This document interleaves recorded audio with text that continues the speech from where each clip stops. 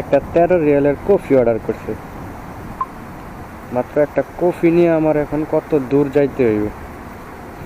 কফির অর্ডারগুলো এমনিতেই রিক্স, তার মাঝে আবার এত দূরে 26 কিলো দূর যাইতে হইব আমার একটা কফি নিয়ে। কোন তো এটা কোনো কথা?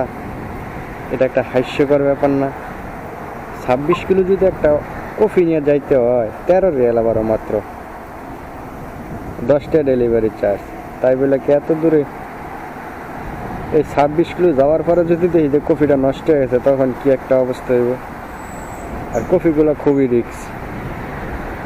কি করার আছে, এখন যাইতে হইব। 26 কিলো হোক আর 30 কিলো হোক, কাজ যেহেতু করি এখন যাইতে হইব, এছাড়া উপায় নাই।